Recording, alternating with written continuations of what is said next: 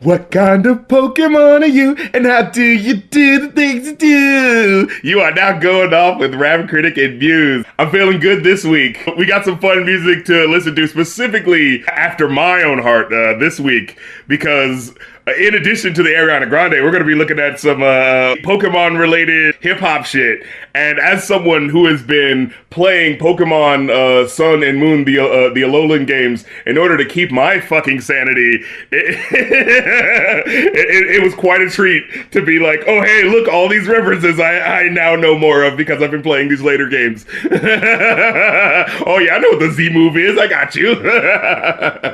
It is nice to listen to, a poker rap that, isn't corny. The don't bug me with the Caterpie. Oh. Yeah, you remember that original shit? The fucking, what was that one lyric that I always remember throwing me off? You remember the poker rap, right? Yeah. Where they'd be like, saying some of the names, but then, the guy would be talking in the middle, sort of chatting, and there was one part where he said, like, Ghastly with the gas, one wrong move and it'll kick your grass. And I was remember being like, whoa, could you do that on a kid's cartoon in the 90s? Kick your grass? Ooh. Being a little edgy there, Pokemon, with the little play on words there. Is poison super effective against grass? I believe so, because I remember recently I played against some sort of mushroom-looking Pokemon, and I did a poison attack against him. I'm pretty sure mushroom is grass type, so yeah. Oh, I guess mushroom could be poison, but no, poison would be immune to poison, so it wouldn't have taken the attack. Oh yeah, and there was a cottony, which is also a grass type that I beat the shit out of with a poison move. So, man, we could go on a whole tirade about Pokemon that you would imagine would be one type, right, but isn't. Like, I'm still confused as to how Porygon is a normal type. Look at that motherfucker. I don't know. Tell me that. I mean, I don't know what it might fit into. Maybe electric, but that shit ain't normal. It's a computer virus. Like I said, like digital, electric. Doesn't that immediately make sense? But I guess it's because he can convert to different programs. This was the late 90s understanding of computers and programs. It's got the hard drive that can convert it to the MP4. It's kids in the 90s. They don't really know what technology words mean yet. You could just say gigabyte and terabyte, and their little minds will explode of just, oh, wow, that's the future. Yeah, download the different type. Yeah. Oh, God. It's starting to just sound like a fucking, I bring it up too often, but the George Carlin intros. What? I'm downloading and upsizing. I'm uploading it. Oh, man. I'm the futuristic man on the go. Oh, like comedy from the late 90s where they're like joking on this new internet thing. What's the deal with this internet? Hey, you have to type in a bar. In the bar, I'm used to that being a place I go for drinks. Oh. That type of shit. Oh my God, I remember there was this one Dennis Leary special. The one that's like super serious looking because he's like, Irish Catholic, so he's got to make it look like, I'm affronting the religion, but having this darkly lit, whatever the fuck, he had that intro that looked all like dark and shit, and the outro where he was like going off and shit. You remember what special I'm talking about? I've never watched a Dennis Leary special in my life. You can't pay me. See, when I was a kid, my mom had a tape of like all these comedy specials. So like, I'm a big comedy head, and I used to like watch all those shits all the time. And I'm sorry, I hate to spoil it. I'm reading ahead of what I wanted to quote, the George Carlin thing, and it's worse than I remembered. Oh my God. So, well, the quick thing I was going to bring up was Dennis Leary saying, he's getting mad at something and he goes like, oh, this is bullshit, www.whatthefuck.com. And it's just like, the audience is busting a gut, and I just remember you as a kid being like, that's not that funny. Oh, get it? I recognize the internet exists. Like, I'm a modern man for the millennium, digital and smoke-free. I'm a diversified, multicultural, postmodern deconstruction that is anatomically and ecologically incorrect. I've been uplinked and downloaded. I've been inputted and outsourced. I know the upside of downsizing. I know the downside of upgrading. I'm a high-tech lowlife, a cutting-edge, state-of-the-art, and bi-coastal multitasker, and I could give you a gigabyte in a nanosecond. There is seriously 6 paragraphs of this, And that's only half of the first one. I've always been impressed as to how he can remember the whole thing, but literally none of it's funny. Yeah, he would do that, right? Where he's like, goes on like this clearly like memorized thing where it's just like, oh, this is my deconstruction by using all of these buzzwords and putting them together. But it's just like, but it doesn't mean anything and it's not leading to anything and it's not actually deconstructing anything. And it's just like, you're just saying these words that people know and it's getting a laugh purely because these are new words that people know. You know, I always thought the applause he gets is literally just because he was able to remember all of it. Right, yeah. That was kind of, yeah. The end of I almost said verse. Like, you'd imagine, because he does this thing, right? Where he ends a paragraph, and the audience thinks he's done, and he keeps going. Mm-hmm. He ends the first paragraph with, I interface with my database is in cyberspace, so I'm interactive, I'm hyperactive, and from time to time I'm radioactive. Picture that's a song, right? And that's the line that goes into the chorus. That's whack, George!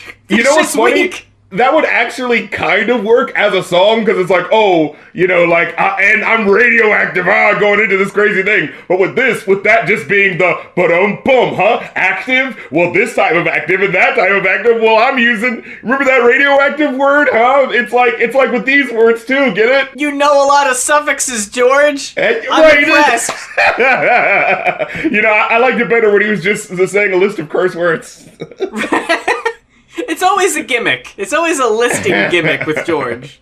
But up first this week, we've got to toss it on over to Ariana Grande with Sweetener, requested by B. Angelo. We reviewed Thank You Next when it was new. That's right. That's after this one, yes? Yeah, Sweetener, I remember, is the first album that really got my attention, like, completely with Ariana Grande, because there were singles that came out before this, like, Dangerous Woman. Dangerous Woman was from the album before. I remember that one. Yeah, I like that one. That one was hot. And it was like, ooh, oh, what's going on over here? Right? Huh.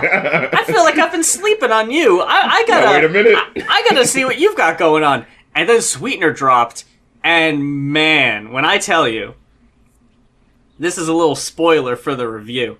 The singles on this album, they don't fucking miss. Yeah. Just about everything else, though. Yeah. It was so that moment where I was just like, oh man, I remember this single, and then it was just like, about the,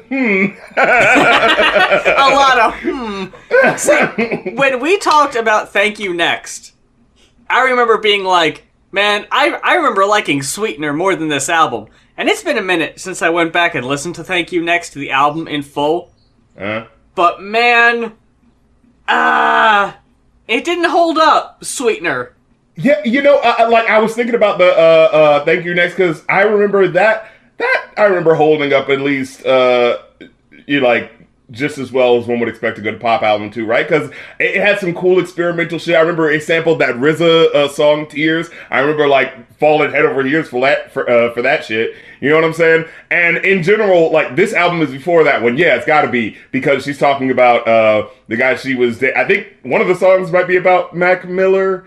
And this is like her going into dating Pete Davidson. Oh, and Pete, I think, Thank You Next is her breaking up with him, right? So like that we're forced to know her chronology of relationships because of how tied in her music is with her personal relationship. And of course, you know, it's part of like, you know, gimmick marketing, right? Like, you know, you like this artist and now you're really going to get a piece of them, kind of like Taylor Swift, you know, like these aren't just records you're buying, this is a piece of their soul that you're getting, you know, they're really telling you about themselves, you know? Mm-hmm. But what sucks about that is that it doesn't really date things, like... Yeah. So, having a song called Pete Davidson dates this album immediately. Look, just the fact that she specifically named it after him, it's like, man, I didn't want to talk about this average ass motherfucker, now I have to. I feel so bad for everyone involved. Because goddamn, what an easily avoidable set of circumstances and events we've got. All you have to do is just not name the song that. all you have to do. That's all you had to do. And You didn't have to do it, Ari. Yeah, it's like, oh, it's about someone, and you can infer, but man. I'm happy for you, alright? Right? Y'all seem really happy, that's great. At the moment, yes. It's not that, like, people from different, things can't, like, come together and find their own personal moment. No, sure. But goddamn, these two were just so, like, fucking in different stratospheres of just what you expect from them. Like Ariana Grande, young pop star, doing her thing, might be, someone to look out for. Looks like she's got some explosive singles. There's definitely a lot of talent in there, you know what I'm saying? And Pete Davidson, oh yeah, the guy who's on SNL who jokes about how he's smoking pot, and the joke is that he's, this young kid who doesn't really care about anything. He you can hear it in his delivery. He just doesn't so care. aloof. Yeah, all he cares about is smoking weed and having those Casper sunken in dead eyes he has, where he looks like an unborn person.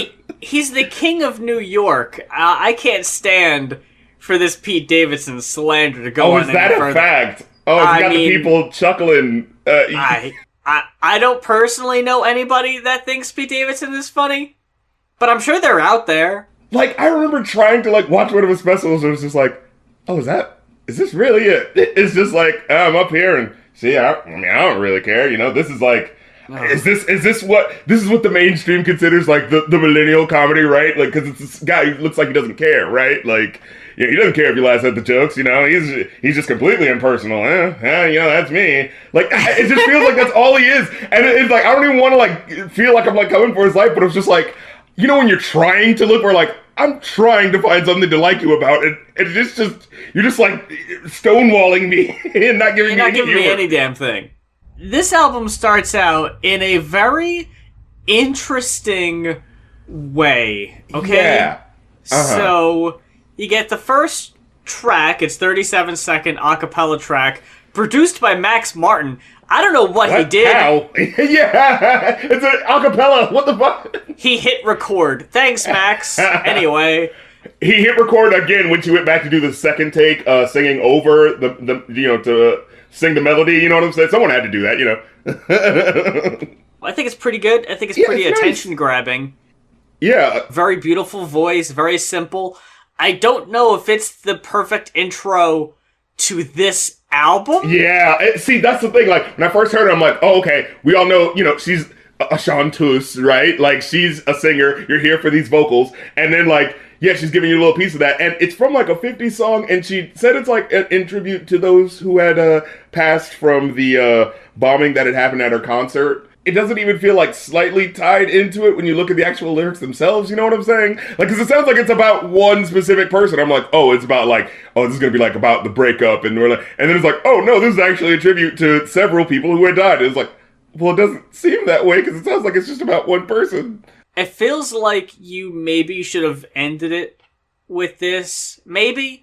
I mean, the most baffling thing about it to me is that Blazed is right after it.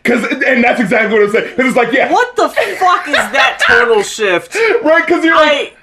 got whiplash. This fucking Lupe Fiasco intro she's doing here, where it's like, really serious thing. And then the very next thing is like, let's do the fun pop song. And it's like, huh? What? So you can get blazed. We're gonna go from... Yeah!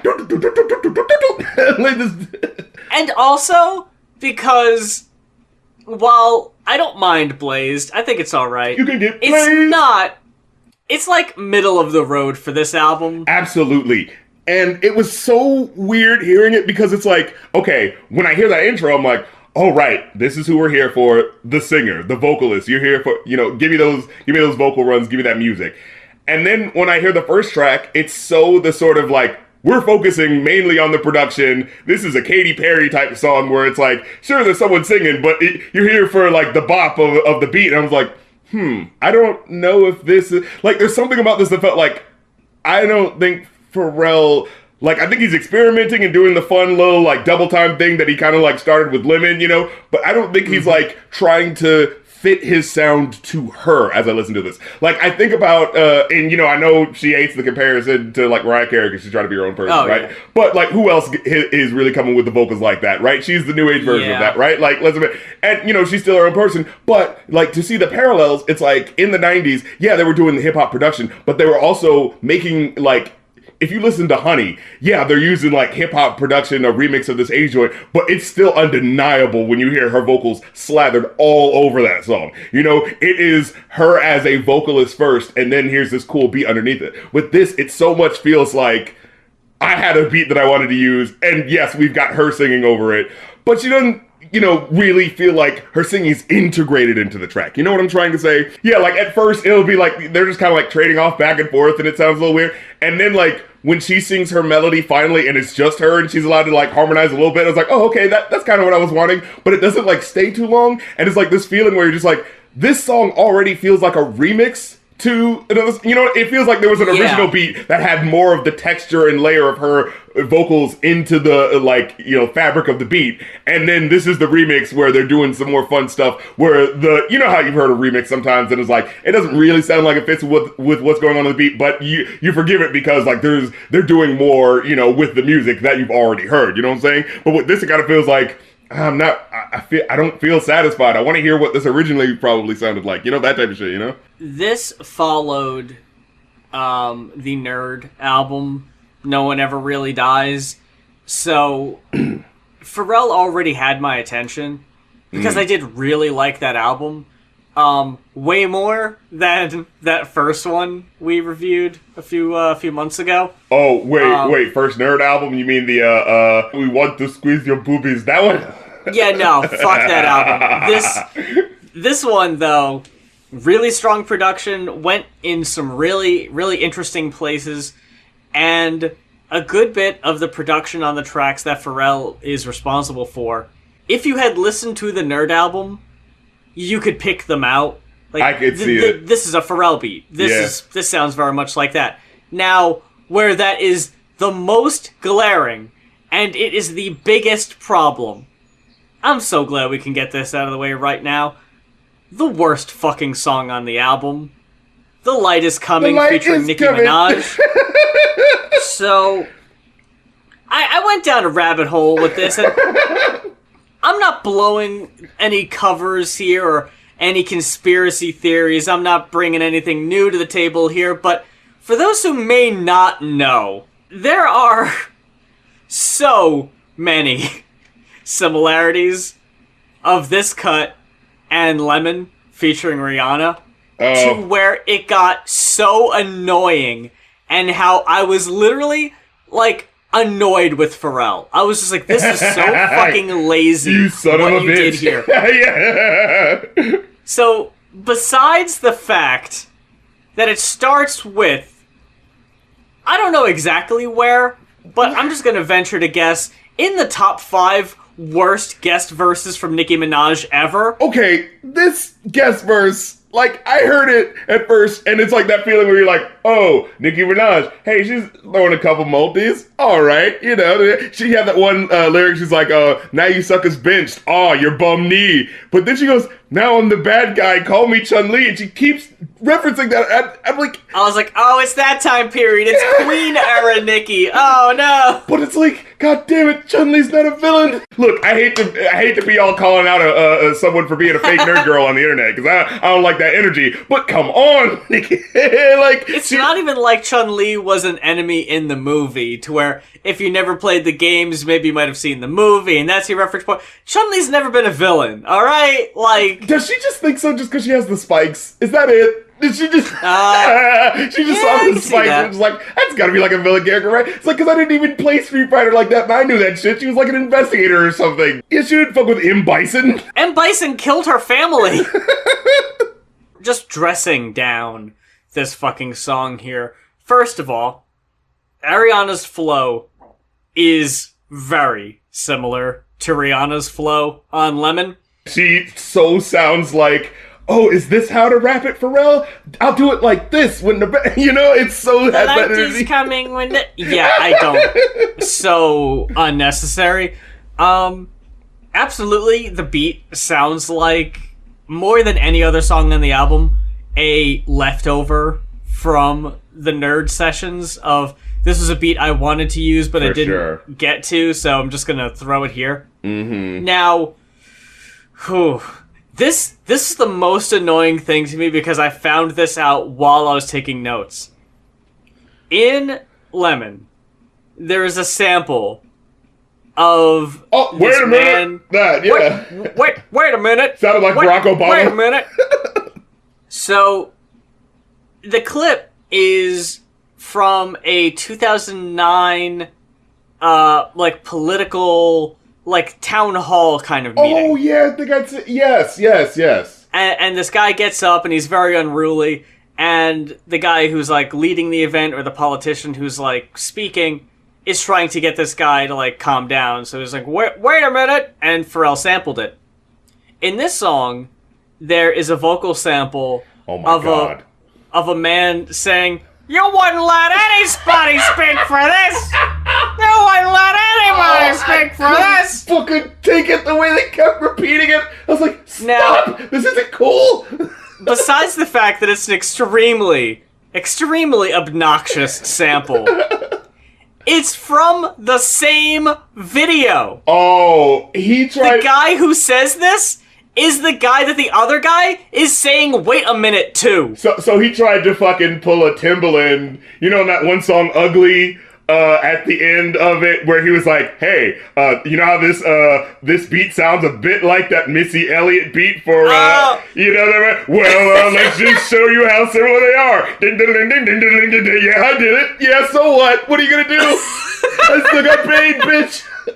Oh my fucking god. So yeah, very similar beat, similar flow, the samples from the same fuck video. This screamed to me, you did not fucking care. Or maybe you wanted to do a remix of that Lemon song, and you wanted to put Ariana and Nicki on it, and it fell through. So it's I'll just make a song with just them, and it'll be like a part 2. Yeah, it'll seem clever, like I'm referencing it, huh? Oh, it's absolutely not. And it's just the worst. It's easily the worst cut on the album by a fucking country mile. And the thing awkward, messy. Yes, and that other sample, it works. Wait a minute, that's real quick. It's in got there rhythm in the to pocket. it. Yeah, you wouldn't let anybody speak. What is he talking about? And it sounds like a fucking cartoon. Is this Mel Blanc fucking Tex Avery ass? What's going on here? And it sounds like fucking, Rick Moranis is angry in a corner, some shit. Just the context of it where it's just so divorced from anything. Like I said, if he had sampled maybe a political actual thing that was said, maybe it would matter, but it just doesn't matter what he's saying. And it's just no. And what does that have to do with what the fuck is being said in the song? Because someone tried to, I looked on Genius and it's kind of, that political sample kind of gives a political leaning to the rest of the lyric. No, the fuck it doesn't. No, it doesn't. Stop trying to give him credit. Right. He doesn't deserve it here. But then REM is, in my opinion, a step above the last one, obviously. I think it's one of my favorites. Maybe probably because of the juxtaposition of what we just heard. I thought it had really solid production, but that's really all I would give it. Other than that, I wasn't wowed, or I really don't remember much from this track. In my opinion, it's middle of the road.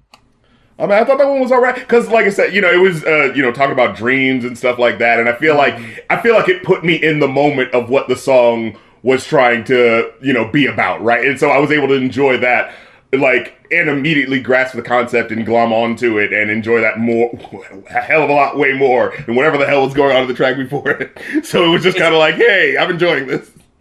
It sounded like if you went the other way, that could have been a very Gene Siskel. I know the song's about dreams and put me to sleep. Stop it. Anyway, then God is a Woman is, in my opinion, everything up to this point has been the pre-show. God is a Woman is, in my opinion, when the fucking curtain opens and this album has officially fucking started. Because track 5. Track 5, here we go. It's finally getting good. It's finally giving me something I could actually remember, and it's fucking catchy as hell. I really like the God is a Woman, and also Sweetener. The fucking 1-2 punch of those two cuts. I think those are two of the best songs on the album, in my opinion. That one I was a little cooler on, but really, yeah. But I will give you definitely God is a Woman is such a fucking joint. I especially like it because it's in that Madonna sort of like a prayer thing where it's like religious illusion, but it does it in a way that is so much better integrated into like actually believing like the narrative of what is going on in the song than I feel like is in a lot of other songs, especially fucking Justin Bieber trying to try his hand at the religious thing, but with the love song in there. That was so fucking wonky. But this does it, I feel, a lot better. The only thing I feel odd about is throughout this whole album in general, there's this thing where it's like, I gotta be hip-hoppy, and so I gotta say things with a bit of a hip-hoppy cadence sometimes, and it feels a little silly. Like, it affects, like, when they're trying to write certain things, it feels like hip-hop has affected pop songwriting in a really oddly negative way, where it's like, oh, but you have to have the lyric where you're talking about the haters and pissing off the haters, Like, that's just gotta be in there, how you're dissing the haters and how you've got cash like that. And like, I guess that does come with the territory when Pharrell writes like 80% of the album. Right. But with this song, it's like, I enjoyed a lot of it up to a certain point where she says a lyric like, and I can be all the things you told me not to be. And when you try to come for me, I keep on flourishing. And like, I can enjoy that song like by itself in the context of her saying like, oh, I'm a god and that sort of thing. But it immediately felt like the song was about being with someone and having an intimate sexual moment and being like, I'm going to show the deeper, like, what I'm saying, the deeper connection with the divine that the feminine has.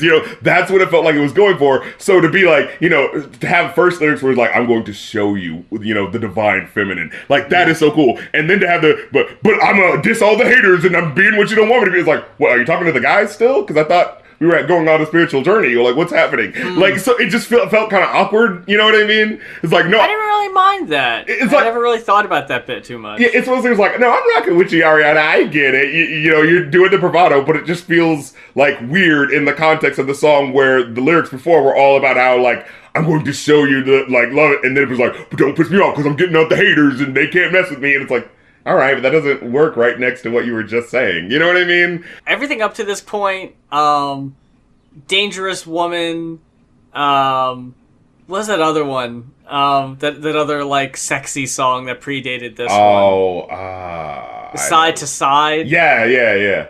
There were a handful of songs that were like, yeah, but then when we fucking get But You're Different Than the Rest, and boy, if you confess, you might get blessed. See if you deserve what comes next. Right. Yo, that was when fucking Ariana was like, nope, she is not here to fucking play. Goddess level lyricism. Fucking, ooh! Like, I loved that, right? And it's so, like, the blasé confidence with which she delivers that line, it definitely feels like the payoff that those earlier songs were kind of, like, leading up to, right? Like, yeah. You're so right. Then Sweetener, which I was cool with, but again, it had that, like, I like the production going on at certain points, but there were certain points where she would do, like, it was like a nice little twisting up melody where she was saying, like, oh, when you find that life is hard and it's sour and the melody's going up and building, and I enjoyed that. And then it was just like, and then you get it, hit it, flip it, I love that. Gotta do the future trap flow. I thought it was weird the first time I heard it, but that shit fucking grew on me. I can see that. I can see it. Hit it, flip it, twist it, mix it and mix it and mix it. Like, bop it. No, it's fucking hot. No, I will say, like, Pharrell's sheeshes, his ad-libs actually, like, kind of made it, like, a little cooler, Because it was just like, it would be off the beat. Yeah, it would be right off the beat, just like a little sheesh. Sheesh. Boom. Sheesh. Yeah. I don't know. Like, I wish that he did it more throughout the album, because you get his own little verse in Blazed, and I think we kind of wasted him there. Yeah. We probably could have done something better with him. Then we get a little bit on Sweetener, but then I don't think he really comes back up again. Maybe on Borderline? Maybe? I don't even remember, actually. But yeah, I feel like after that it was kind of like he was still writing and producing, but other than that it was kind of hands off. Like, but I don't know. Like he added like a different, fun little dynamic to the songs he was on, and I do really feel it when he's not on them. Like, the next couple, I'm not a huge fan of. Yeah, oh my god, Successful. And Every Time. I think that was one of the worst ones. What was I just talking about earlier? Gotta sound like a rapper, right? Because the trap rap is what's cool now, so I gotta sound like I'm rapping about, and look, I don't have a problem with, like, even if you're just like, a rich person flaunting your success, whatever, Hashtag girl boss RC. Right. Slay, queen! Indeed. But it's like, it's one of those things where it's just like, it hits you the wrong way, because you're like, I know you're aping a hip-hop style, and the thing about the hip-hop style is that, when black rappers that were previously poor are rapping about getting cash money, like, the undercurrent is, right? Like, we made it from poverty to riches, you earn it, you earn to brag like you're doing, But when it's the Nickelodeon star who's been famous since she was a kid, she's still enjoying success, it's like, I mean, yeah, fine. Like, I just can't muster any enthusiasm for that, right? Like, it just doesn't matter. Like, it's not a surprise, like she's saying on the song, you know what I mean? Like, it's just like, the rich get richer. Yes, I knew that.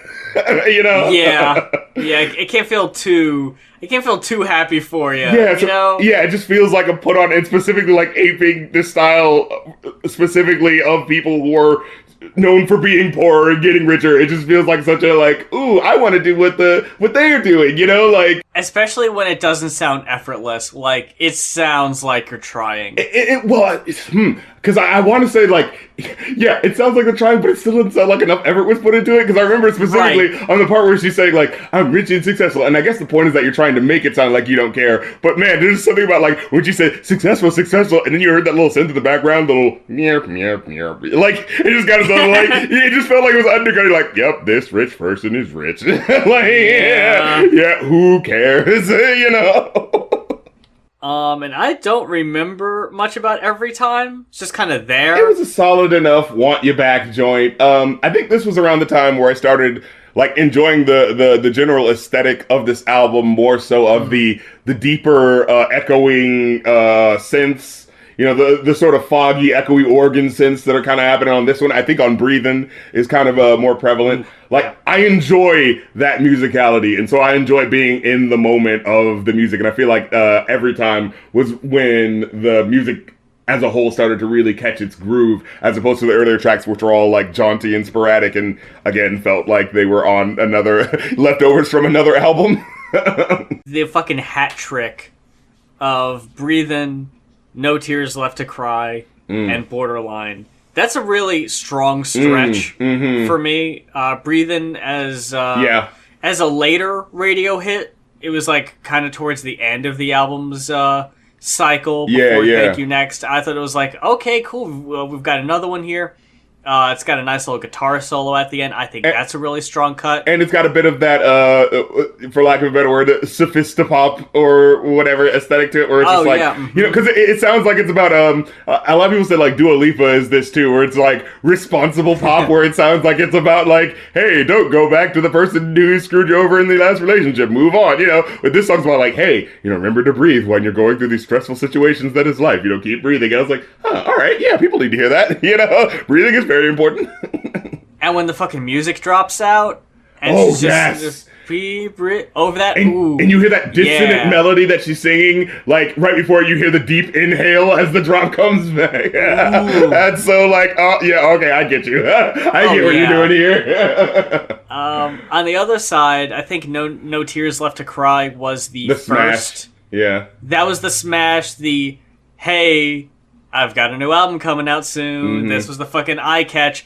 No Tears Left to Cry is, man. That intro alone. Am I gonna say it's my favorite on the album? Because goddamn, it still slaps. Yeah, it's still years later. It still gets the job done, man. It's so fucking catchy. And you know what it is? Like, remember what I said earlier about the hip hop kind of putting it on to, like, sound cool? Here it fits. it like Ooh, fits. It's like, yeah. Especially when it has the slow intro and then I'm picking it up, I'm picking it up, I'm picking it up. Like that so works. That so clicks, you know? And then fucking boom. The beat. You're just vibing. You can feel it's yourself timeless. jetting down the freeway, you know? Yeah, this is a fucking mood. I really like this one. The fucking beat on Borderline too. Oh, that one's a bop. Damn. It's boppy. Pharrell was really coming through with this one. Moves My and shakes. only complaint, you wasted Pharrell on that early cut, right? Yeah. And now what the fuck is this guest verse for Missy? It's barely even. It was okay. Like, it was like one or two It didn't even lines. sound like her. I wouldn't have guessed it was her if it didn't say so. There was like one or two lines where she said something about like, thinking about you all of my days, wish you chew on me like fresh grapes. There's something very specific about that made me go like, ooh, that was just like a very, like, you're thinking specifically about the imagery she's bringing up when she says that, you know what I mean? But, yeah, most of it was just kind of like, here I am in the Missy Elliott, and you know that I'm here, and I'm ramming on these beats these days, because Pharrell seems to be giving me that second wind that I kind of deserve, honestly, because I've been putting out good fucking, you know, I deserve to rest on my laurels. It was the saddest fucking thing, because I remember this shit. I know what you're talking about. It was when Katy Perry did the Super Bowl halftime show and brought out Missy Elliott, and Missy Elliott fucking had a new music video out, and the song was pretty good from what I remember. And Pharrell produced it, and they were both like marionette puppets. Yeah. It's a very weird video, but it's memorable. And then she's on the fucking Ariana album and had to tweet, "Hey, for anyone who might have seen my name or whatever, it doesn't know what I do, check me out on iTunes." Yeah, because it was just like, because there was a whole bunch of people after the halftime show. A whole bunch of like young people were like, "Who's this Missy?" Had to go on. Hey, I had some hits like 15 years ago. Shouldn't have to. She didn't have to. She should still be having hits. God damn it, Missy Elliott. Man, when we fucking, I think it was the MTV Awards last year, where she did the little performance. It was like a little medley, and I think Ciara might have even been there too. And it was just like, here's all my hits, and they had like, because at the end of it, it was like in a corn maze. Yeah, and there were like bodies the being UFO. sucked into the spaceships. Yes, that was incredible. How was that not the comeback? Right. How did that not work? What does she have to do, people? I don't get it. Yeah, I remember, I think it was like, when she was at the height of her fame, she had a problem with, I don't remember if it was hypertension or something like that, but it was something where like, it messes with your body in the weirdest way, and it caused her to lose a lot of weight or something to that capacity, where she had to kind of get out of the spotlight. But it was one of those things where you're just like, dude, like, I remember like Missy Elliott was just like everywhere, and then it was just like, all of a sudden it was just like, well, I guess she's just stopping doing stuff, and it was just like, what? Who wanted her to stop? Who said stop? Did you say stop? I didn't say stop, you know? But hey, Bring you know. me back. Yeah. But you know, celebrity, you know, they're people too, and they gotta take care of themselves, you know what I'm saying? So fine, you know, be all healthy and shit, but goddamn. And unfortunately for me, that's kind of like the last highlight of the album. Let me see. Because it just kind of fades out from there. Better Off, Good Night and Go is alright. Good Night and Go, yeah, that one was alright. I like that one. I like some of the lyrics in that one, especially how it like really felt like it was giving you like a story, like you were in that moment, right? Where she's saying, one of these days you'll miss your train and come stay with me. You know, we'll have drinks and talk about things and any excuse to stay awake with you, and you'd sleep here and I'd sleep there, but then the heating may be down again, and you hear in the background, at my convenience, and I was like, oh, so we might have to, you know, cut it a little bit because it's a little cold, yeah. Like, I thought that was really cute, you know what I mean? Like, really putting you in that mode of that lyric, so I thought that was a solid enough one. That one did have really good production, too, on Good Night and Go. But, yeah, then the kind of penis out with Pete Davidson. You know what's funny on the, I looked on the notes on Genius, and I remember she said, like, you know, when you get, like, a tattoo, that can be, like, gaudy, and, you know, it lasts forever, but it's not really, like, it doesn't really mean that much, but, like, in a song, like, yeah, that really lasts forever, you know, like, that's there, and it really means repeat something that moment. It's just like, wow, so you literally just made like a musical tattoo on your album that will always be like, no matter how much you like or don't like this album, this guy's now officially tied in with it forever. You know? Yeah. It's like, it's so smooth. I have a copy of this CD, and I'm just looking at it, and just to see the name Pete Davidson as a goddamn track. Should have a picture of his fucking. Should have a picture of his fucking sunken-eyed ghost boy face right next to it as an emoji or something. Yep, it's him. Yeah, this is about him. You know what? I would have been okay with that. Instead of the name, have a little picture of Pete Davidson's face. What is that, 2D? What is that? Oh no. Oh man. And then we get the aforementioned "Get Well Soon," which I thought was an alright. Yeah, it's like this is good because it's positive, but I don't know if I actually like it. You know, it's like I like that this exists for someone who may need it. But I like the purpose, and I think it was very well-meaning. Yeah. I didn't really need it as a track, though. It wasn't that strong for me. Yeah. Overall, I came away with a 3.5. I also gave it a 3.5. Which was slightly higher than I thought it was going to be, but, you know, I can't lie. She's still, like, you know, a good vocalist, and there are definitely... Yep. I felt like one or two more tracks that I, enjoyed, you know, to put it above the average. But, yeah, it, like, especially the earlier parts, where it was just kind of like, huh... I was expecting to just kind of ride with this, and I don't know. Like, it was a little rocky out of the gate. Yeah. It took a minute to fucking get smooth sailing, you know? Yeah. Up next, we've got Trap Ketchum by Shofu, requested by Neon D?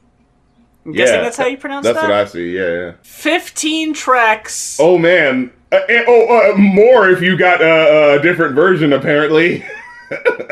Which I was like, were there some references left unsaid that we needed to listen to those other two tracks for? Because I think we got them all. In fact, I think we went around the bend and renamed a lot of the references to Pokemon on this album just to make sure we got them, I guess.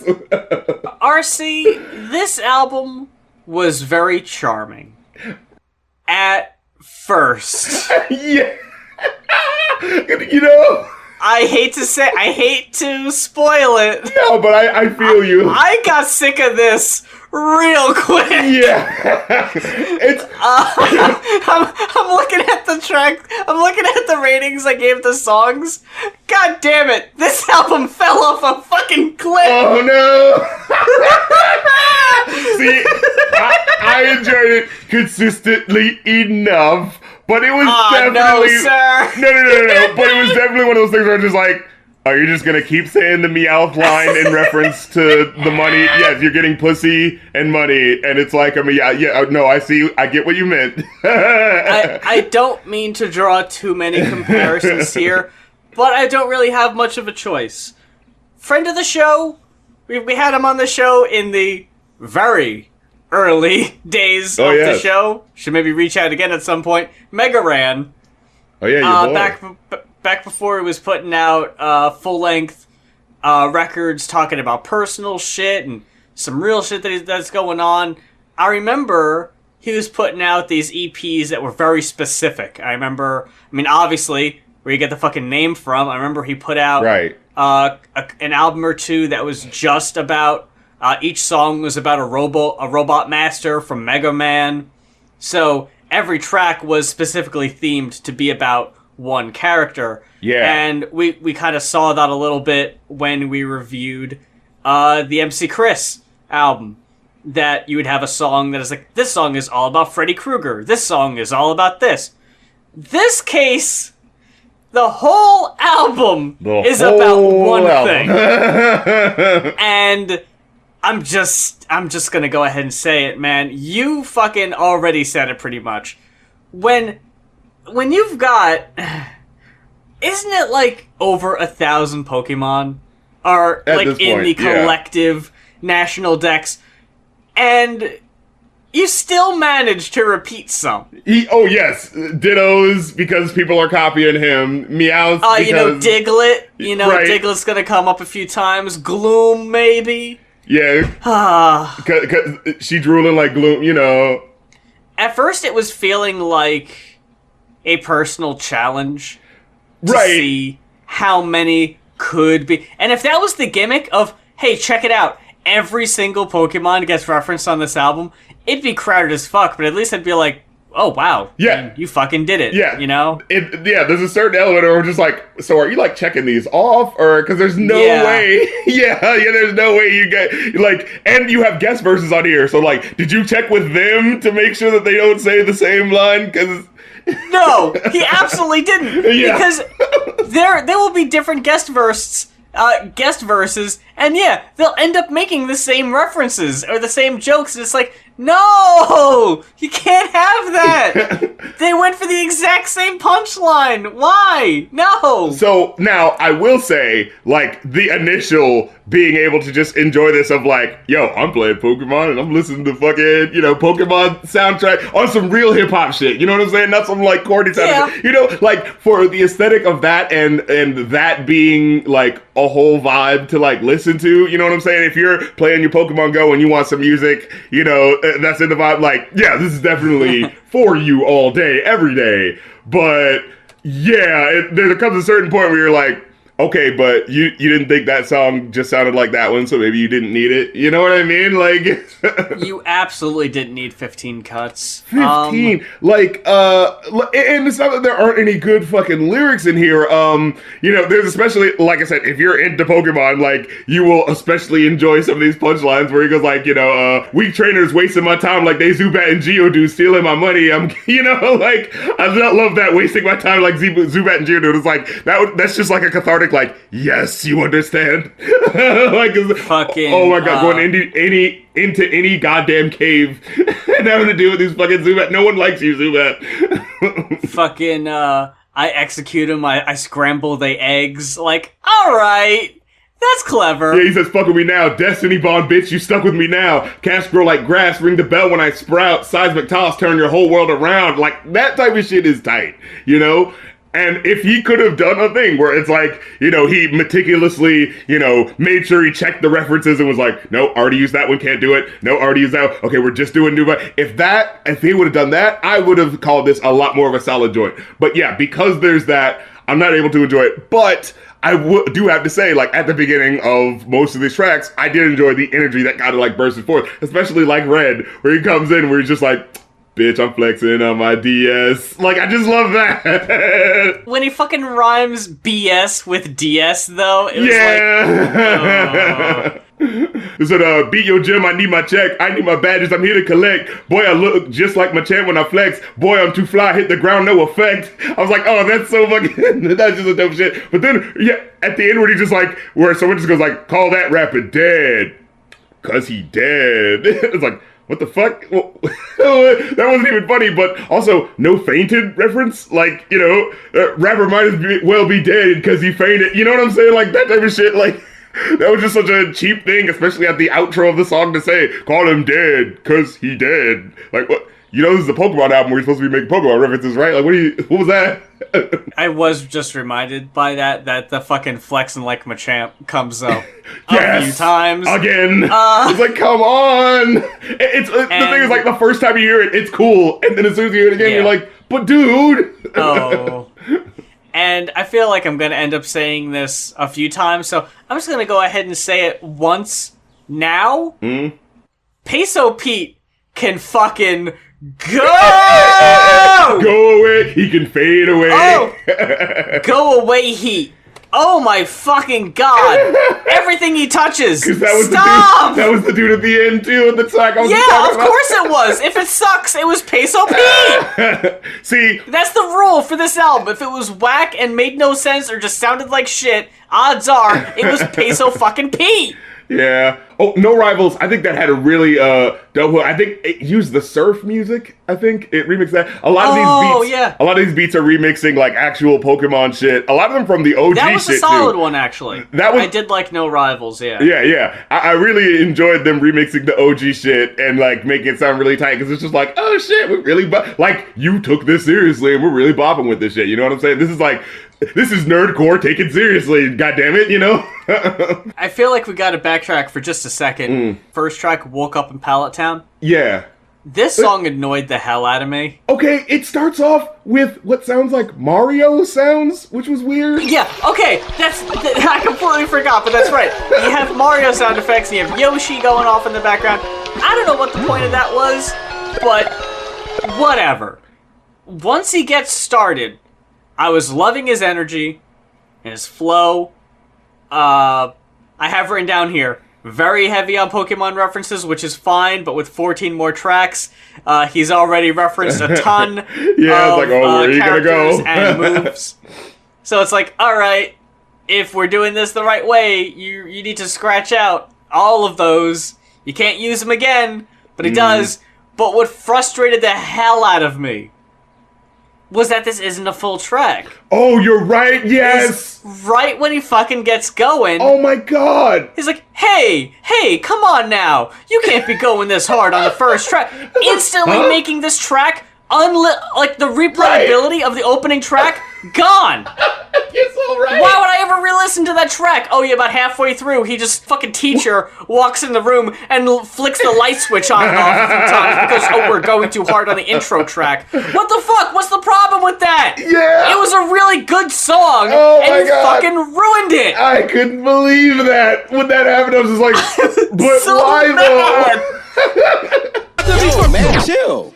God damn. You can't be going that hard from the beginning. Relax. What the hell is going on? I'm not gonna lie though, second track in, I was already kind of getting tired of the Pokemon references. Like, either you gotta be doing one of two things. And I feel like, because it's such a, well, long is a relative, term compared to these albums, but with 15 tracks, he's trying to jump from one foot to the other of doing the, I'm making Pokemon references, but I'm also saying, some shit you'd hear in a regular mainstream rap like song. I'm popping these guns, we're sipping lean, but tying it into like directly hip hop things like, oh, we popping bullets like bullet seed or something like that, some sort of Pokemon reference like that, But when you do that, neither are believable anymore. Like, I get you, right. If the point of it was, I'm a rapper who lives in the Pokemon world, and I'm talking about my surroundings, and, like, I'm in the fucking game. Yeah. And if you fucking start the album with fucking video game sounds, maybe that could be your fucking thing of, like, oh, he's like fucking Captain N being sucked into the fucking TV. Right. And, oh, I'm surrounded by the fucking... But then it's like, okay, well, you're not. Okay. Yeah. But you're also talking about, like, all this, like, hardcore rapper shit, but not all the time either. Yeah. So I can't buy that fully either. Right, I get what you're saying. So both of them just kind of feel half-assed, unfortunately. Yeah. Now, I think best track on the album is Hurry Along. Okay. Easily. I even have quoted, and I don't quote much on this album, but I did quote these. My goons with me, please don't start no stupid shit. Run up with them Dracos, out like they don't care about who it hits. Who could get Shofu in his element? Dianzi on my neck and wrist, pull up in a phantom, Gengar, hop out like an exorcist. I was like, okay, that's pretty clever. And then he goes, I tell him grab a flying gem, and I flip it like an acrobat, pop a top, and I read his ass the Snapple facts. I thought that was clever. Yeah. And even Scoot, fucking zip zoom Scoot. Scoot was alright. He stumbled out of the gate, but I thought he picked up momentum as he went and got stronger as the verse went on. Yeah, I think that's a pretty standout cut, honestly. His was the one where it was like, let's go back, 96 was the year, talking about like his first time playing the game, and I thought he was gonna do more of that, but then it just kind of became a brag rap verse. I was like, all right, that's cool, but I thought you were gonna do something. It was like one of those things. So with You Got Hurry Along and No Rivals back to back, I think those are the two best. Unfortunately, though. Splash? Yeah, I thought it was fun, and again, I think the nostalgia and the beats, and again, if you like Pokemon and you on some hood shit, yo, this is the perfect crossover for you. You know what I'm saying? I think this is for you. You know what I mean? The problem with Splash? Yeah. Too much Peso Pete. Yeah. No. They both kind of do the jump on the beat and I splash thing, but it kind of works because it's like it's the hook. Even though splash. Wait, was that the move that doesn't do anything that Magikarp has? Yeah. It's like, why would you say splash then? Wait, am I getting it wrong? So when he says jump on the beat and I splash, like that's like I get in the context of, oh, I'm talking about bragging, I'm doing my shit. But like literally in terms like, well, this is a Pokemon album and people are gonna be thinking about Pokemon. So if you say I jump on the beat and I splash, a move that does nothing. Like jump on the beat and I struggle. Oh yeah, no. Right. Like it just kind of felt like it's like, oh, that would work if someone didn't know Pokemon, but this album is specifically for people who know Pokemon, so... Yeah, there are some references on this album that do require you to know about Pokemon. Yeah. So then when you throw in a fucking noob reference like that, right. It's like, oh no, you're looking like a fool, you're embarrassing yourself in front of the cool kids. Yeah, and then Splash ends really awkwardly, because it's just like, it ends with that one line, and then it just kind of like fades really quickly, where the one guy just goes like, oh, it was fucking Peso Pete, that's right, War Turtle, all up my enemies. Killing y'all like it was remedy. I am a god in my city. And then it just kind of fades out. I was just like, the fuck was that about? I forgot about that. Yeah.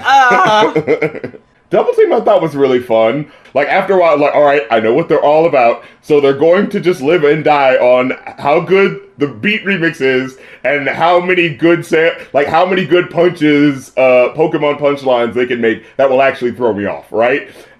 And they actually did that on a lot of them. So I was like, all right, cool. Like, they had the one line where they said, like, you can get left behind like Ash's Butterfree, nigga on they ditto. They just trying to be another me. Like, I like that. You know what I mean? Then we get to Pokemon Diamonds, because, of course, we have to have this track. RC, please. I'm begging you. This was trash, right? Yes. Okay. Glittery, auto-tuned trash. I was like, please, I don't know if I can handle it. If you're gonna come up and say, oh, Diamonds was a bop, though. No!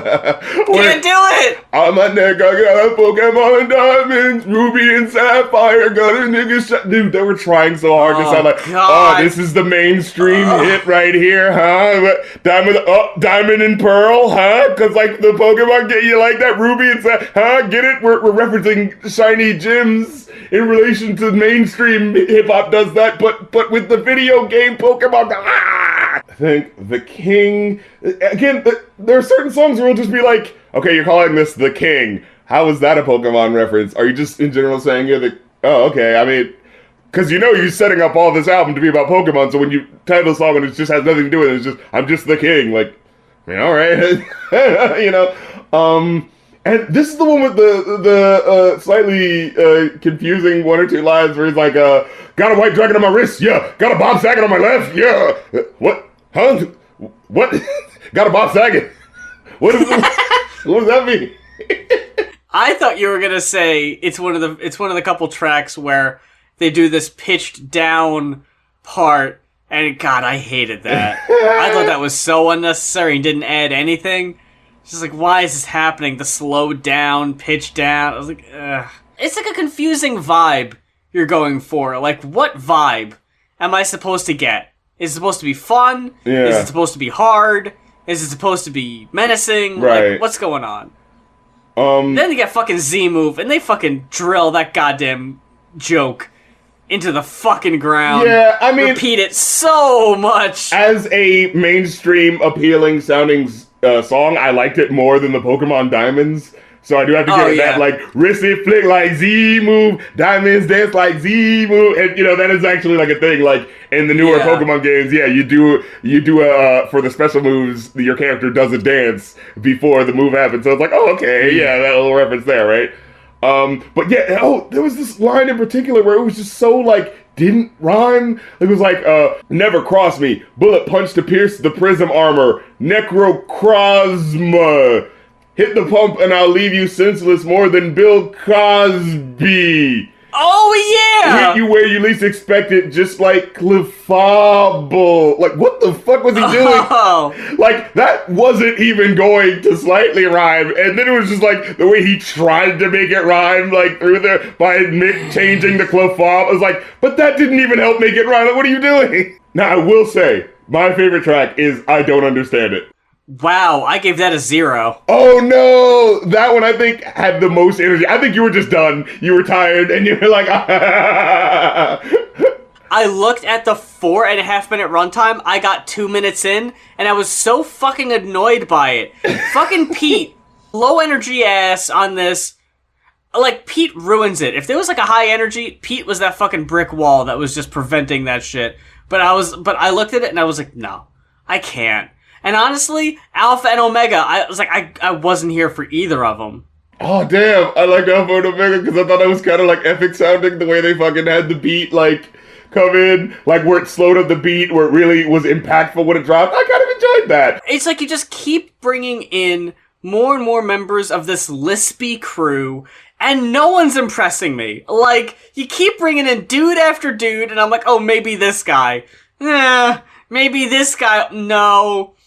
G.E. is alright, and Matt Hudson are okay later, but, like, everyone was just kind of okay. I liked certain bars, but yeah, it wasn't like ooh, I'll always remember this guy's verse, and ooh, this one sounds specifically different from that one, you're right. But I will say, and I Don't Understand, I really enjoyed the energy of that one. I thought it was just so intense. We had it straight to the lead. Walk in my gym, you gonna leave empty-handed. How you gonna expect to come in here with no clout? Nigga, I don't understand it.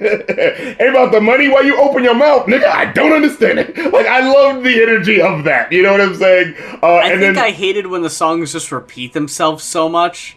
I get what you mean. Repeating the Don't Understand It was a very much... Yeah, that hook felt like it went on twice as long as it should have. You're right in that respect. Like repeating Z move on Z move. Yeah, you're right. Like, they're doing these things that I feel like I would give a pass if I liked the rappers better, or if I just generally liked the song. Like a lot of these things, I'm gonna go back to Ski Mask. I really liked that Ski Mask album, and he did a lot of things on that album that I generally probably wouldn't like, but because he was bringing a different energy that I liked personally, I was like, well, no, it's fine, I can overlook it, I can fucking ride with this. But it was just, I think it was just I was over the whole gimmick, like the gimmick felt tired, and the flip-flopping back and forth between the gimmicks of I'm this hardcore rapper, I'm this nerdcore rapper. I was just so sick of it, I guess, by that point. Like, I had mentally checked out by Don't Understand It. I feel like, yeah, if you're by, like, track 11, it's just like, oh, another song with a flurry of Pokemon references. Like, what exactly is different from this one as opposed to the one I just heard, right? Like, and what is really different, if I'm just gonna be like, well, when's the Meowth reference coming? When? It's the countdown. But I will say, like I said, like, while at the same time I'm pointing these things out, I feel like, but there were some good dope punchlines in there, like, that I can't front on, right? Like, I did like the one where he says, quick to use the fin to mark your end. See, I'm a different kind of sea king. You rock with steel, I leave you sinking. Hit yourself in your own confusion. What the fuck was you thinking? Like, I enjoyed that, you know? Oh, yeah, and then there was this one lyric. Okay, so one lyric I kind of have to dock points on, right? Where he's like, amnesia, you slow, bro. There's no way you can stop me. Kyogre, motherfucker. Everyone gonna know who I be. And I was just like, okay, I am in Pokemon and interested in it, and I don't remember who that was. It's like, does everyone know Kyogre? If that was the joke, maybe. That no one does, like... And then, Payday, I thought was a solid enough joint. I like the trading bars on that one. Final Battle, again, like, I thought these were interesting and fun enough, but like you're saying, it's just like, if you're not with it up to this point, like... there's no way you're like any person is going, well, I didn't enjoy the first 10 tracks of us, just Pokemon references. Maybe these next 5 will get me. You know what I'm saying? Like, it's not. I think that's really when it fucking hit its lowest peak was with I Don't Understand and Alpha and Omega. The last 4 cuts, Payday, Final Battle, Kami Cloud, and the Goons, I think it stepped up in quality for those last 4, but, like, I still just thought they were, like, just kind of okay. And can I point this out real quick? Because I know it's a thing in the cosplay community also. Can we have rappers... Can we have these guys stop saying they want to fuck Misty? She's 10, okay? Well, like... I'm just going to say, first of all, I did not realize she was that young. Like, even I as someone googled it, I had to check. I was like, okay, I know they're all kids. How old is she for real? Oh, fucking 10? Y'all gotta cut it out! See, I was only thinking about it in terms of like, well, she's the one female person everyone knows. So if someone's saying, oh yeah, you're popping it for me, like, well, it's either gonna be Misty, Officer Jenny, or, like... And they do fucking do the Officer Jenny. Look, but there are other trainers in more recent games. Well, I don't know when this album came that's out. true, that's true. No, because they do reference some other, like, actual Pokemon trainers in the game, so they could have, if they wanted to, yeah. It's just when fucking Misty comes up in my head, it's just like a... Stop! Abort! Get out! Do you know what you're saying? Google is free. Why didn't you check? Intimidate you pussies, the apex, you gonna hear me roar. Which I thought, like, was a bit of a missed opportunity. I thought he was gonna say something like, these bitches run away when they hear me roar. Because that's specifically the annoying-ass thing that happens in Pokemon when a wild Pokemon roars, and then you're, like, forced to flee because the Pokemon gets scared and has to run away. Like, that would have worked to just make that connection more, you know what I mean? Instead of just going, you're gonna hear me roar, and that's just the tail end of the song, you know what I mean? Like, just a little bit something to punch it up. And also, I'm pretty sure they used Vanillish and Frillish, like, a couple of times. Oh. Because there was, like, one of the times, like, my bitch white, like, Vanillish. It was just, like, so many times, like, okay, I get it. I fucking get it. It's not even that clever of a thing to use. Like, right. Yeah, and then The Goons, it was the last song, and I enjoyed it on the same level of, like, oh, this sounds like the theme song for Team Rocket, right? Like, oh, I come in with the goons, so I was able to enjoy it on that level. And I think there was also a lyric in here that I really enjoyed. Yeah. He says, we 30 deep like Ash's Tauros, kill a hater quick, I just be lacking morals. You just food to me, watch how I snack on these morsels, you ain't even effective attacking all normal. Like, I thought that was dope, like, right out loud, you know what I'm saying? But, oh yeah, and that was the thing, like, the last track, Kami Clouds, he says, my bitch white Vanillish, and then on this track he says, feel it right, bitches like my Vanillish white. It's just like, you already said it. I'm trying to look up, because I can never remember its name, my actual favorite Pokemon. I don't think they get referenced, because I think I'd remember their name. Sigilyph? Sigilyph? Sigilyph. Sigillyph. Look that motherfucker up. Sigilyph? Oh, holy shit. It's so fucking weird. I love that little guy. Yeah. What? The psychic flying type. Yeah, it's like an unknown that evolved into being able to fly. Oh, you were rocking with Pokemon all the way into Generation 5, were you? That was the first one I had played. I was not a Pokemon kid at all growing up. Wow, okay. I only, once I got a DS... I was like, well, let me, I've always wanted to check it out, so I picked up Pokemon Black 2, and that was the first one I had played, and then I played a little bit of X, I want to say, and I bought Sword, but I honestly, I just never played it. You know what it is? I feel bad, like, I've got it, never played it. And you know what's interesting, because, like, okay, the amount of games there are, which are essentially the same thing, is a similar feel to this album. There's like a lot of songs that are essentially the same thing. But if you enjoy it, you enjoy it. You know, like, if you're already for it, you'll enjoy it. That's how I'll say this album. Although to say, because you brought up your history with Pokemon. Okay, so for me, I play Pokemon like all the way back. Like, I didn't get it when it first came out because it was in black and white, and I remember seeing it at, like, going over to a friend's house and seeing it and be like, oh my god, well, gotta play this game. How can I get this? You know, this is the fucking shit. And then I remember my mom got me Yellow, and I remember feeling like I was like Mr. Hot Shit, because, oh shit, I got the one in color. How do you like me now? Like, you know, I just had to wait a little bit, and bitch, I got it colorized, motherfucker. What? You thought you were so cool because you got the first one? Well, bitch, mine's in color, and it has the coolest Pokemon on it, bitch. What now? And he's following me around. What now?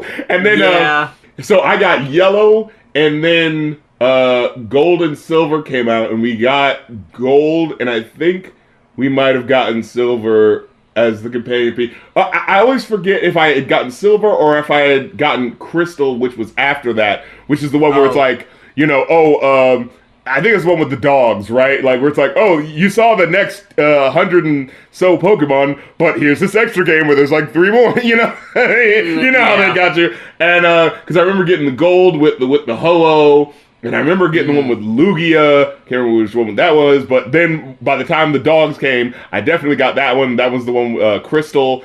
And then after that, I think that was when the real 3rd generation came, and I was like, I think by that point I was like, you don't get any more of my money, Pokemon. you got me 2 times. Yeah, exactly. Like, this is essentially the same experience. And like, it's one of those things where it's just like, after a certain amount of Pokemon, it's just like, it is kind of hard to keep caring about so many of them, you know?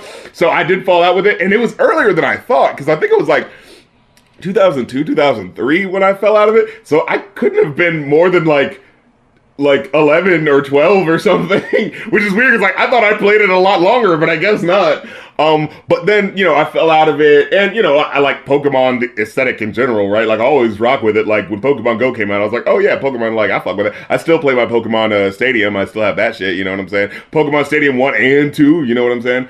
And I stream them sometimes, so you know, follow me on the stream. Like I had Pokemon Moon, I think before quarantine, but I didn't start playing it until just now when I was like, you know, bored out of my skull and needed something to keep me going. You know what I mean? Yeah. And then it's just like, holy shit, this is so much fun. And you know, they remix so much shit where it's just like, oh shit, you know, the Alolan versions where it's like, oh, it's like new types that are on to the older Pokemon you like. So like, you know, Eradicate, even though, you know, no one ever liked his ass, but now he's like dark type too, so that's kind of cool, you know. The catching has always been my absolute favorite, and I wish there was just a game that's all it was.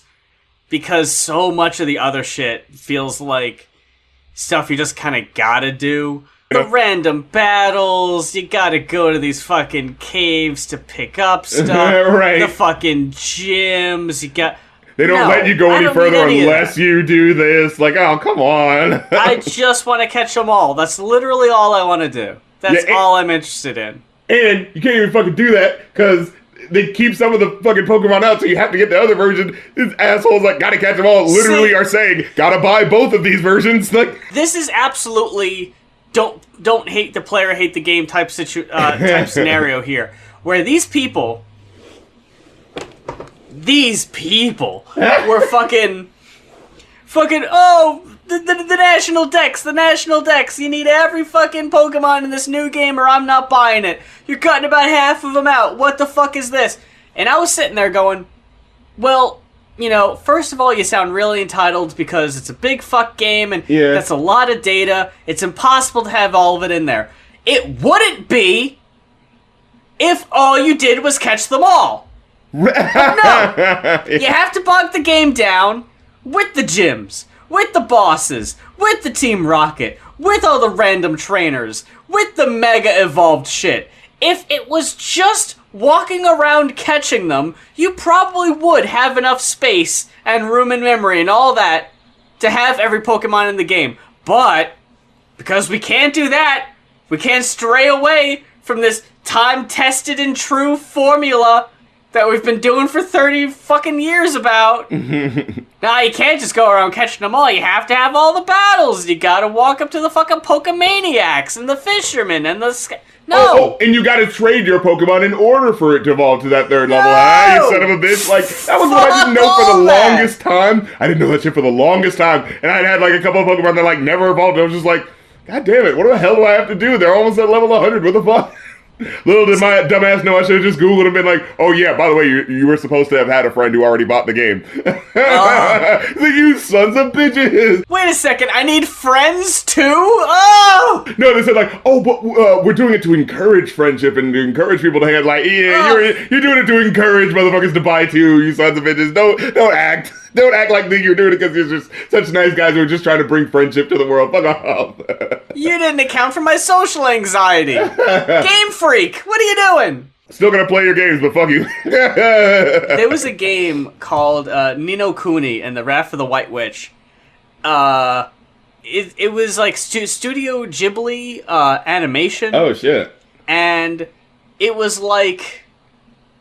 part of the game was walking around and catching... They weren't like Pokemon, but they were like familiars. It's kind of that same thing. And because it's Studio Ghibli, it's probably like a metaphor about like how, you know, capitalism is destroying our souls or something to that effect. Main character, the boy you play as, he woke up and his mother was gone.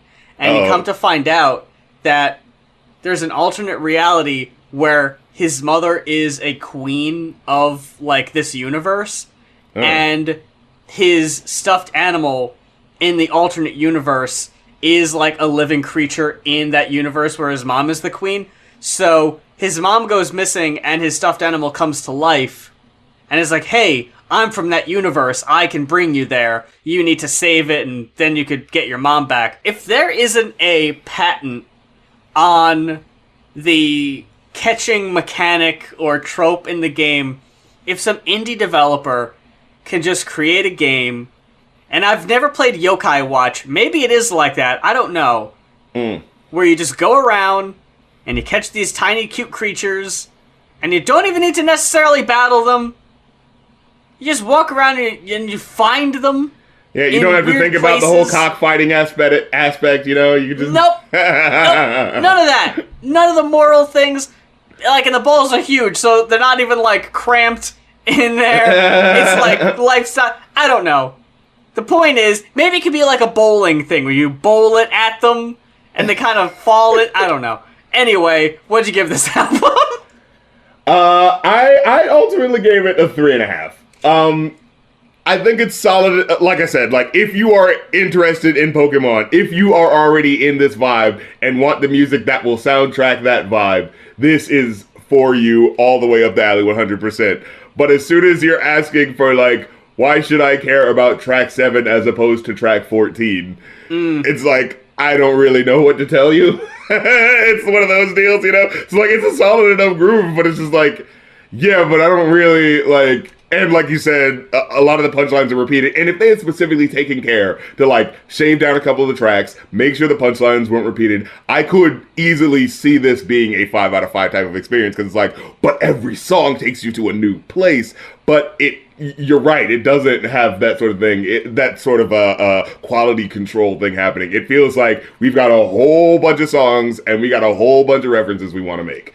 And they didn't like... take care to be like, but why should, you know, this song be... Like, all right, there's like maybe like 15 Pokemon types out there, right? Make a song that's on the theme of each type. You know what I'm saying? Like, that would have been a good way to make it matter, right? You have the one dark type song, have the one, you know, fairy sounding type song that's like very nice and fluttery, have the one normal type song that'll be boring. Yeah, right.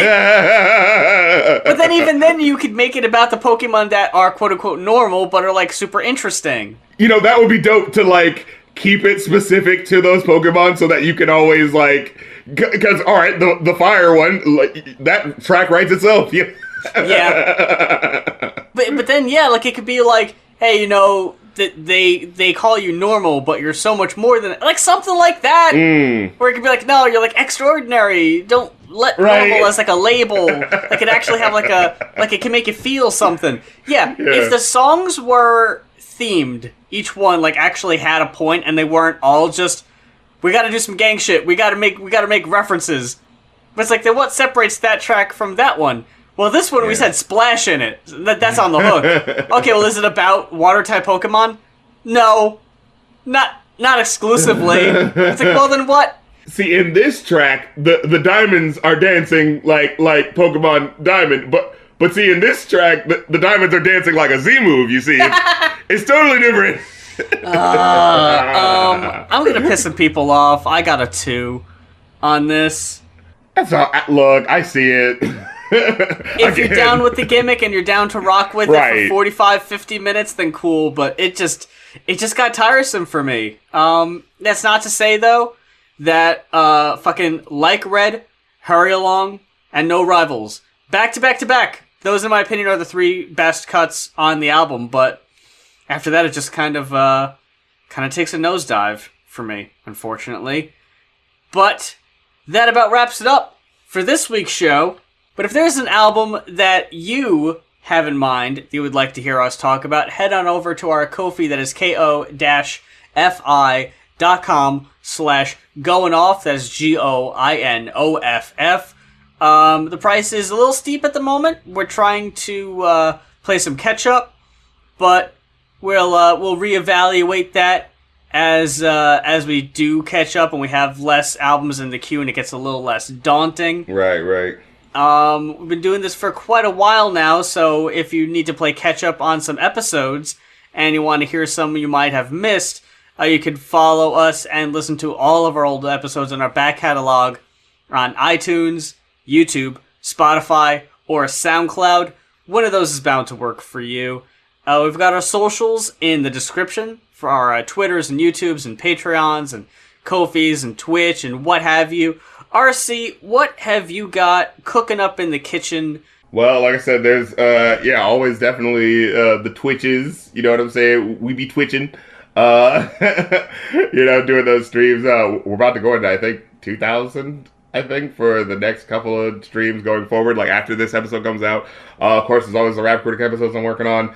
I am starting to, tinker and play around with, like, little music that I'm, coming up with ideas for. But, I like to work at my own pace, you know what I'm saying? So I don't like to, like, be like, oh, yeah, here is something I'm definitely doing. But it's just like, well, wait, what if I need more time to work on that? You know what I'm saying? But just know that, I'm still tinkering with music and shit. You know what I'm saying? So... yeah, some shit is definitely in the works right now, and, talking to other people about, like, working with stuff that's real fun and, sexy. But, yeah, there's that. Of course, Rap Critic shit. I'm always trying to think of what I'm doing. Oh, yeah, review a new podcast.